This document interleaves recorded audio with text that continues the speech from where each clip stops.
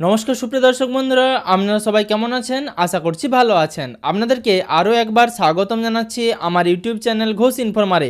সুপ্রিয় দর্শক বন্ধুরা, বর্তমানে আপনারা সকলেই জানেন আবাস যোজনা প্রকল্পে মুখ্যমন্ত্রীর তরফে ঘোষণা করা হয়েছিল এবার কিন্তু বাংলার বাড়ি প্রকল্পের মতো আপনারা 1,20,000 টাকা পাবেন না, এবার পাবেন 2,80,000 অথবা 3 লক্ষ টাকা।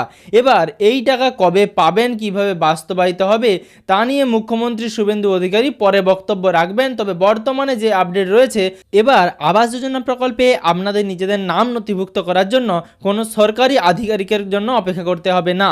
এবার আপনারা নিজেরাই কিন্তু আবাস যোজনা প্রকল্পে নিজেদের নাম নথিভুক্ত করাতে পারবেন। তাহলে আপনারা কিভাবে নিজেদের নাম আবাস যোজনা প্রকল্পে নথিভুক্ত করাবেন সেই সম্বন্ধে যাবতীয় আপডেট আজকে আপনাদেরকে এই ভিডিওর মাধ্যমে দেব।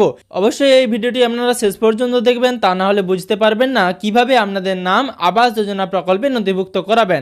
তার আগে ভিডিওটি বেশি বেশি করে সকলের সুবিধার জন্য শেয়ার করে দেবেন। আর আপনি যদি চ্যানেলে নতুন হয়ে থাকেন এবং এখনও পর্যন্ত চ্যানেলটিকে সাবস্ক্রাইব না করে থাকেন, তাহলে অবশ্যই চ্যানেলটিকে সাবস্ক্রাইব করে পাশে থাকা নোটিফিকেশনের বেল আইকনের অল বাটনটি প্রেস করে রাখবেন। আর আপনি যদি ভিডিওটি ফেসবুক থেকে দেখে থাকেন, তাহলে অবশ্যই ফেসবুক পেজটিকে ফলো করে রাখতে ভুলবেন না। সবার প্রথমে আপনাদেরকে বলবো, আবাস যোজনা প্রকল্পে বা আবাস প্লাস প্রকল্পে যদি আপনি আপনাদের নাম নথিভুক্ত করাতে চান, তাহলে তার জন্য কিন্তু দুটো প্রসেস রয়েছে। প্রথমে আপনাদেরকে জানাবো, এর আগে আপনারা সকলেই জেনে থাকবেন পূর্বতন সরকার দিদিকে বলো বলে একটি হেল্পলাইন নাম্বার চালু করেছিল। তখন কিন্তু আপনারা সেই দিদিকে বলো বা সরাসরি মুখ্যমন্ত্রীর হেল্পলাইন নাম্বারে কল করে আপনারা আপনাদের অভিযোগ জানাতে পারতেন। কিন্তু বর্তমান সরকারের আমলে আর সেই দিদিকে বলো হেল্পলাইন নাম্বার অথবা সরাসরি মুখ্যমন্ত্রীর হেল্পলাইন নাম্বারটি আর নেই। তবে আপনারা সরাসরি মুখ্যমন্ত্রীর হেল্পলাইন নাম্বারে না কল করে আপনাদের সরকার আপনাদের পাশে এই নতুন যে কর্মসূচি বর্তমান সরকার চালু করেছে সেই হেল্পলাইন নাম্বারটিতে কল করে আপনাদের অভিযোগ জানাতে পারেন আবাস যোজনা প্রকল্পের জন্য। তবে বর্তমানে বাংলার বাড়ি প্রকল্পে আপনারা আর বাড়ি পাবেন না।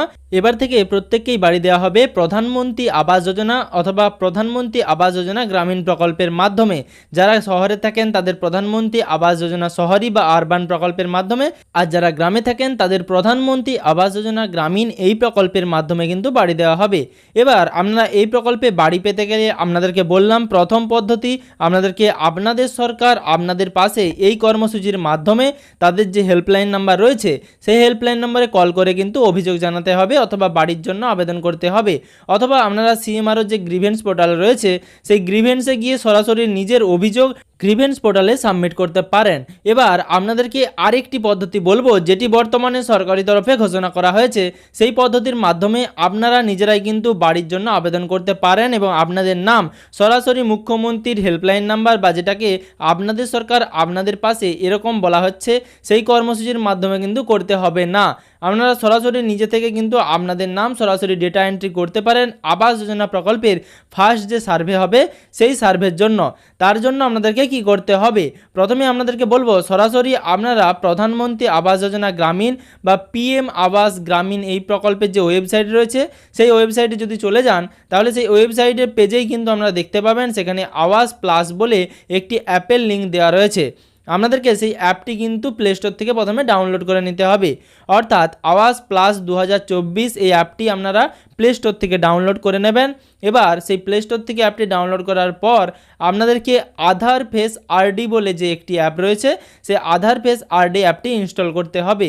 এরপরই আধার ফেস আরডি অ্যাপ এবং আবাস প্লাস 2024 অ্যাপ এই দুটি অ্যাপের মাধ্যমে আপনাদেরকে আবাস যোজনা প্রকল্পের জন্য সেলফ সার্ভে করে নিতে হবে। আপনারা কিভাবে সেলফ সার্ভে করবেন তার কিছুটা আমি এই ভিডিওতে জানিয়ে দিচ্ছি। প্রথমেই আপনি প্লে স্টোর থেকে আবাস প্লাস 2024 এই অ্যাপটি ইনস্টল করলেন আর তার সাথে আধার ফেস আরডি এই অ্যাপটি ইনস্টল করলেন। আধার ফেস আরডি অ্যাপটি কেন লাগবে সেটা আপনাদেরকে বলে দিচ্ছি। প্রথমেই আপনাদেরকে আপনাদের ফেস অথেন্টিকেশন করাতে হবে।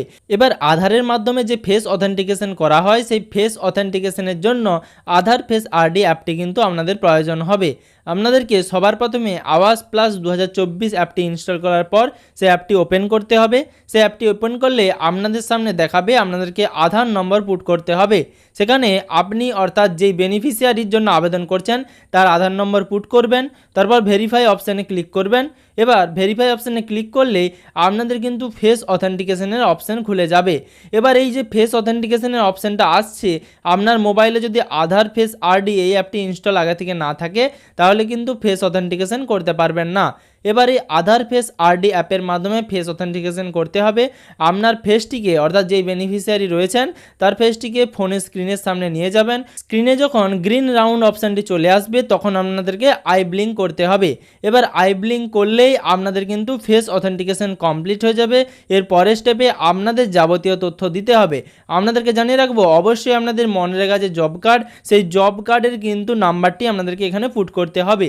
তো সেক্ষেত্রে আপনার যদি জব কার্ড না থাকে তাহলে কিন্তু সমস্যা হতে পারে আপনার আবাস যোজনা প্রকল্পের আবেদনের জন্য।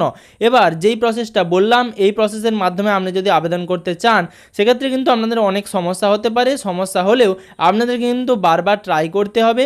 এবার ট্রাই করার পর যখন আপনারা আবাস যোজনার জন্য সার্ভে কমপ্লিট করে ফেলবেন তারপরে কিন্তু সরকারি আধিকারিকরা আপনার বাড়ি আসবে ফিজিক্যাল ভেরিফিকেশনের জন্য। ফিজিক্যাল ভেরিফিকেশন হলেই আবাস যোজনা প্রকল্পের ফাইনাল লিস্টে আপনাদের নাম উঠবে। তবে সরকারি তরফে বর্তমানে যেই যোজনার কথা বলা হয়েছে অর্থাৎ আবাস যোজনা প্লাস বা আবাস প্লাস যোজনা, এই প্রকল্পে কিন্তু নাম তুলতে গেলে আপনাদেরকে এই সার্ভেটি এইভাবে করে নিতে হবে। যদি এই সম্পূর্ণ ভিডিওটি আপনার উপকারে এসে থাকে তাহলে ভিডিওটিতে একটি লাইক করে ভিডিওটি বেশি বেশি করে সকলের সুবিধার জন্য শেয়ার করে দেবেন। আর আপনি যদি এখনও চ্যানেলটিকে সাবস্ক্রাইব না করে থাকেন তাহলে এরকম নিত্য নতুন আপডেট পাওয়ার জন্য চ্যানেলটিকে সাবস্ক্রাইব করে পাশে থাকা নোটিফিকেশনের বেল আইকনের অল বাটনটি প্রেস করে রাখবেন। আর আপনি যদি ভিডিওটি ফেসবুক থেকে দেখে থাকেন তাহলে অবশ্যই ফেসবুক পেজটিকে ফলো করে রাখবেন যাতে পরবর্তী ভিডিওর নোটিফিকেশন এবং পশ্চিমবঙ্গের যাবতীয় আপডেট সবার আগে সবার প্রথমে আপনার মোবাইলের নিউজ ফিডে পেয়ে যান।